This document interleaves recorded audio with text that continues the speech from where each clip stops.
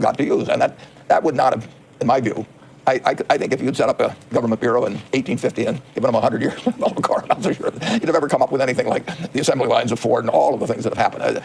Human ingenuity is incredible, and you want something that maximizes its use and then curbs a few of the ideas that some of those people may have to sort of have it fall for themselves. Charlie, you've made the same point. The great proof of how capitalism works is China. When China copied Singapore and let the farmers own their own plots and let the manufacturers own their own businesses and so forth, China's productivity increased many times, and they went from rural poverty to modern extreme wealth, and they did it by adopting a fair amount of capitalism. Now, if a Democratic politician doesn't understand that, he's nuts. You've made the same point, though, Charlie, that you think private sector does it much better than the government sector. However, a lot of these people who are running also want to make government much bigger. Do you have a quarrel with that or no?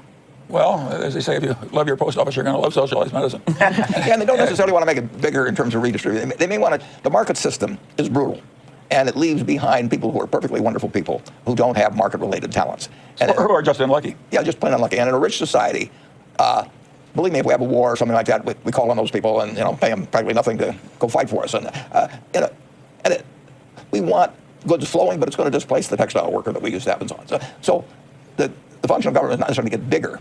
It may be in an important way to take care of people who, for one reason or another, get left behind in a market system that you also regard as essentially this huge source of wealth and goods and services. So how do you fix the problems, or at least the perception of problems, which there's a huge perception out there in the American voting right now? Obviously, it would help if our government were wiser.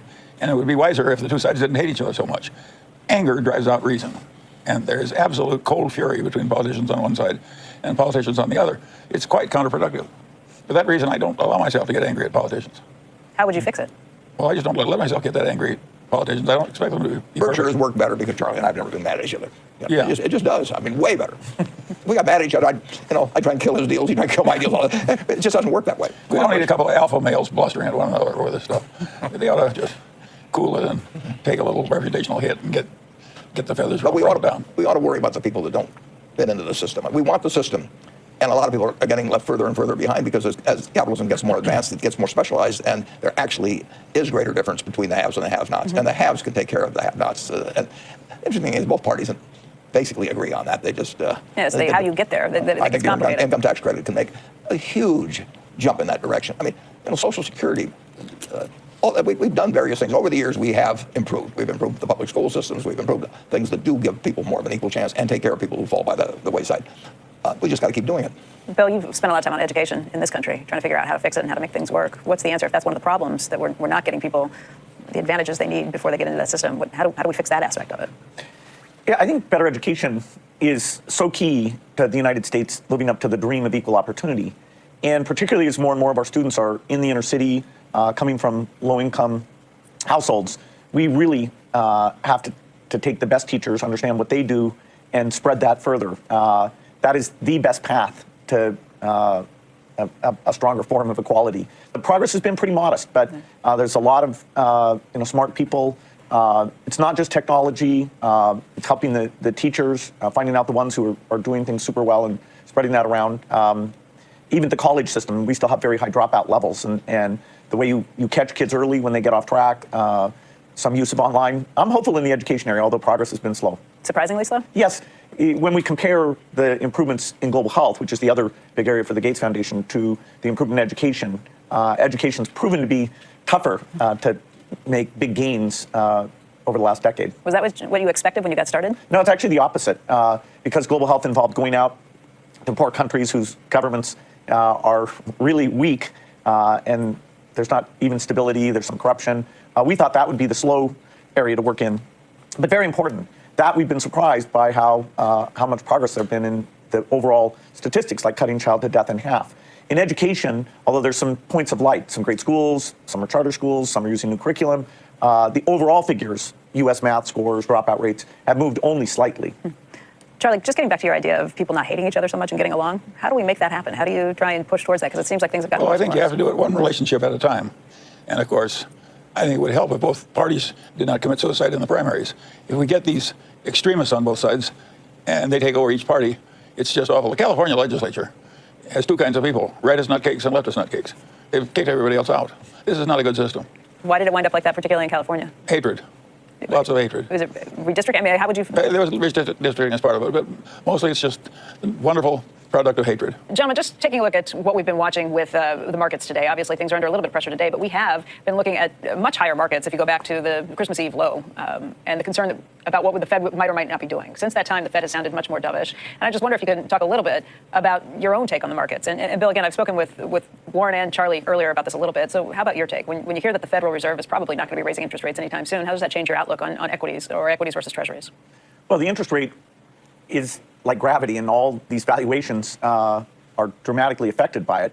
At the start of the year, people didn't think the 10-year bond would be where it is today, and that's provided a lot of lift. So it was a big first quarter for U.S. equities. We still, if you look forward, are at these very high valuation levels. And so it's hard to see that the market will be gaining a lot over the next few years. I think people should have fairly modest expectations on what their portfolios will make in the years in front of us. Have you changed your positions in your own portfolio as a result of this? Have you done any major? No, it's a very equity-oriented portfolio. It's overweight in the U.S., even though it's got a lot of overseas exposure. It's a bullish portfolio that the American economy over time will do well. Fortunately, even if we have a few years here where markets are doing that well, we've been lucky we have a cushion. The foundation continue to spend generously. But I'm amazed at how high the valuations are if you look broadly. Charlie, do you think that? Well, sure. I think that if you drive interest rates down to zero and all the countries print money like crazy, it's lifted the asset boat for everybody. And I think it really is. They didn't have anything else to do in the Great Recession. And so they took the only weapon they had and used it aggressively. I don't think we should quarrel with that. It did cause the people who were already rich to get richer. And that wasn't done on purpose or anything like that. And I think that will correct automatically. Do you think we should still be using that weapon aggressively, which is what President Trump would like to see happen? He wants them to cut interest rates again, I think he said by 1%, and also push up quantitative easing once again. I am so afraid of democracy getting the idea that you can just print money to solve all problems. And eventually I know that will fail. Singapore, which has a marvelous economy, has zero debt. If I were running the world, I would like the United States to be in that position. That is not the typical. That's nobody's position. All these politicians in Europe and America have learned to print money. And if we keep at these extraordinary measures for the Fed, I guess not just the Fed here, but central banks around the globe. Yes, but who knows when money printing runs out of control? And at the end, if you print too much, you end up in something like Venezuela. You're not suggesting that happens anytime soon? No, but I don't like the idea. And both parties, you have politicians that say, what we learned is we can print all the money we want. Right. We don't have to raise taxes, we just print. Warren, you share those concerns? Yeah, I probably could not have conceived of a world, as recently as 10 years ago, I would not have conceived of a world where you would have full employment, 5% budget deficits, with actually the probability of those rising from that level, and at the same time have the long bond at 3%. I would have said that couldn't happen. And then people now, you have this modern monetary theory, which there's no question you should borrow, any country should borrow money in its own currency. I mean, that is not like it's some great discovery or something's been announced. But no, it can be overdone. Yeah, and that's the point. I mean, that hasn't solved anything, just to say it's much safer to borrow money in your own currency. But the convergence of these factors would have seemed impossible to me. And generally, if I feel something is impossible, it's going to change over time. I don't know in what way, but I don't think we can continue to have these variables in this relationship. Now, if we can, then stocks are ridiculously cheap. The one thing I will say, though, is this is a conversation I feel like we've had for at least 4 or 5 years, right. Where you're watching and continuing to wait for these interest rates, the yields to rise. We're still sitting at 2.5% on the 10-year, which is shocking. And we're sitting with very, very little inflation with the Federal Reserve that put a target for 2% on it not that long ago. And it looks like nirvana. It looks like we found the promised land where we just essentially money doesn't cost anything, and you can print lots of money and have full employment and no inflation. And I would have thought that something would have happened before now. I don't know what would have happened, but I wouldn't think you could have these things at these levels, the long-term rates, inflation rates, budget deficits, and have that be a stable situation for a long period of time. And I still believe that, but so far I'm wrong. So in the meantime, you haven't really changed how you... I think stocks are ridiculously cheap compared, if you believe that you're going to have the 3% interest, 30-year bonds make sense. That's a big if, though. that's what makes going to work interesting. Well, this threesome is comfortable if everything goes down by 90%. So we're not a fair cross section. I'm sorry, Charlie, what was that? I say this threesome is comfortable if everything goes down by 90%. It doesn't stock really hurt us. equities you see. know the rest? Yeah, but we wouldn't want that kind of a world happening to everybody else. Right. Can we talk a little bit about healthcare? Because you all have spent plenty of time focusing on healthcare in the United States and abroad. Bill, you're probably the foremost authority on global healthcare. Your foundation has spent billions and billions of dollars on it. I think more than $13 billion just from inception through 2017 on global healthcare initiatives. What's the progress? You touched on it a little bit earlier, that you've seen more progress here than in the education front in the United States. How's that kind of shown up?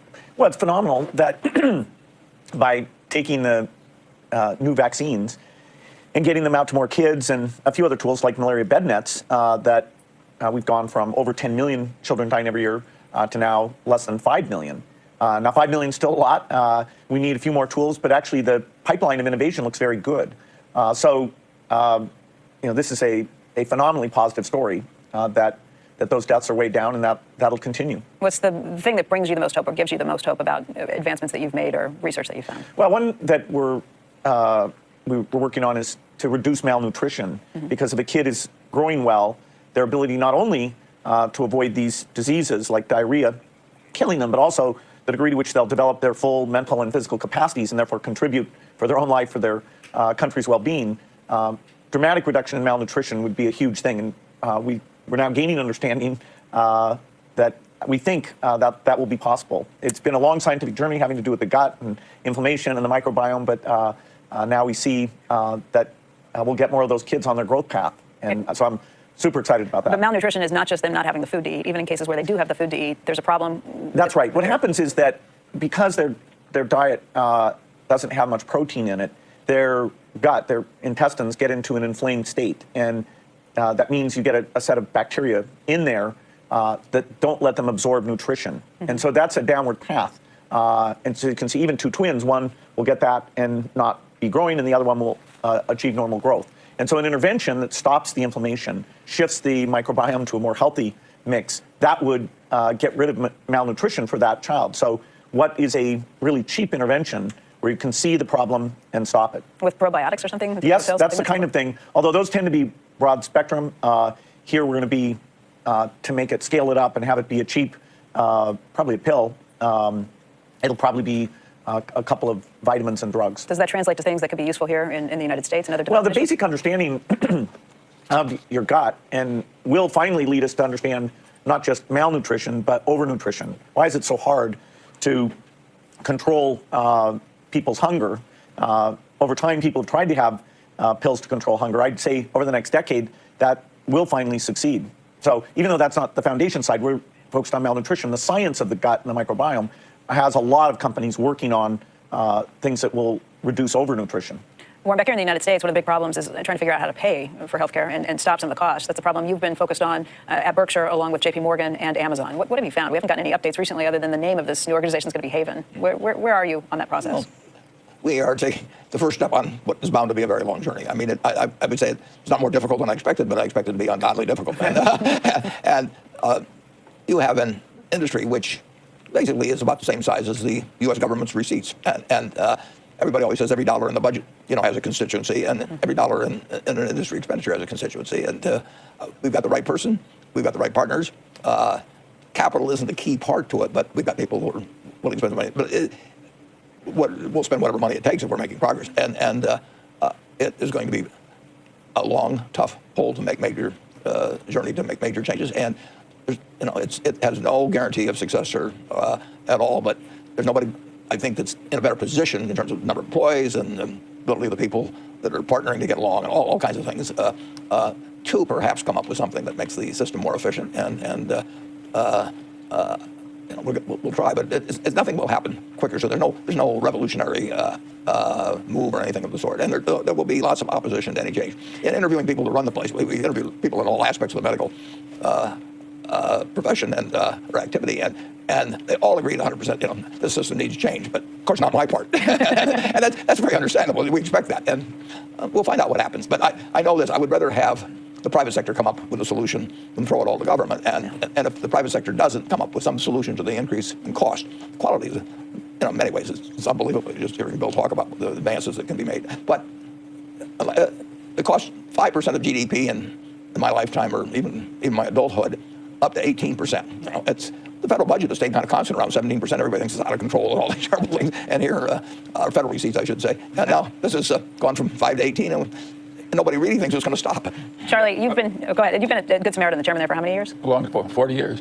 If you take Singapore, which tends to have an intelligent government and do things right, they spend about 20% of what we spend on healthcare, and they're healthier. And there are all kinds of abuse and counterproductive activity they don't have in Singapore that we do have. And Warren is right. We're going to have a hell of a time getting in Singapore's direction because human beings are profiting over the existing system. Right. It may look like an unnecessary operation to me. In fact, it does. But to them, it looks like God's work. Where would you suggest, after your years of Good Samaritan, where would you say focus here first? I think this system is out of control. The deductibles in ordinary corporate health insurance are ridiculous. If you're a poor family and you get a $5,000 bill for a baby, that you don't have medical insurance. They just changed the system. And then if you take the utterly unnecessary treatment, where people find a way to tap into these government streams of money and do a lot of unnecessary work like prolonging inevitable death and all kinds of ghastly things they do. I would say we have a pretty disgusting system. On the other hand, it's the best in the world in terms of its ultimate scientific capacity. But if you take all the unnecessary operations and all the unnecessary procedures and all the rackets in the thing, which Singapore's pretty well taken out, it's discouraging. As I look at Singapore, I look at the United States, and I think, how in the hell do we get from where we are to there? Right. And if you ask me what's going to happen, I think we're going to fail to get to an intelligence system. Well, on that cheery note, we are just about out of time. If I can ask you, gentlemen, we have about a minute left. If I can just ask you what you're reading, because that's something we hear back from our viewers often. Warren, what are you reading right now? I've just finished reading very recently, and I read it in one sitting, and it captivated me so much. A book by Melinda Gates, which just came out very recently, and bestseller. The Moment of Bliss. It is a terrific. It's a story, but it's learn much about the world that you should know, and I would say most people don't know. I mean, this is a story of her experiences. It's absolutely sensational. Warren took all your time. Bill, I guess you're not upset about that. I love the book.